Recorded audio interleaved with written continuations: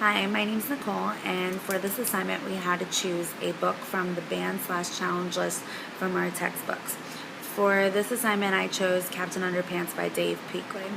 I personally love these books and I read them growing up. I thought they were funny and I thought they were hilarious, but looking back as a mom I probably wouldn't have my kids read them based on what I'm about to tell you.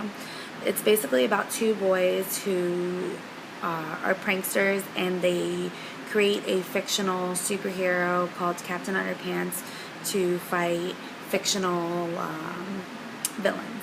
Some of the primary reasons I think they banned Captain Underpants, the series of Captain Underpants, is because it uses offensive language and offensive and disrespectful language. They refer to their principal as that old man or mean Mr. Crump, and that's not how we want our children to talk to us, nonetheless someone in an authoritative position. It has partial nudity. You have a man running around in underwear and a cape, and we don't want our children to do that either.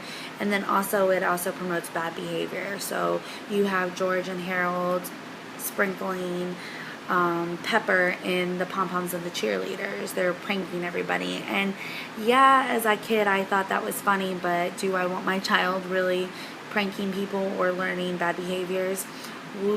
Our children are sponges. They're going to learn what they see, not to mention what they read. So if we're not going to model that for our children, we shouldn't have our children read it. So I think that was mostly the reason why they had banned the series. Selection and censorship is a very fine line. As librarians, teachers, and parents, we should be very selective on what we show our children, just as if we're selective on what we say to our children. We don't curse at our children because we don't want them to curse. We don't pick our nose in front of our children because we don't want our children to pick their nose. So it's the same thing for books. We're not going to present a book of bad behaviors because we don't want our children to copy those bad behaviors. We don't want our children to copy those bad behaviors.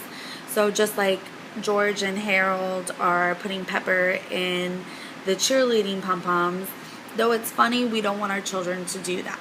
So why offer a book that promotes not good behaviors? So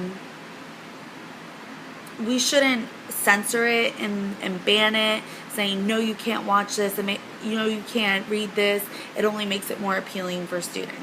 So it is a fine line. If we don't make it available for them, that's a different story. So we should absolutely not make it available for them and be selective on what we present to them, versus telling them, no, you cannot watch this, no, you cannot read this, no, don't say this, but I'm going to show it to you anyways.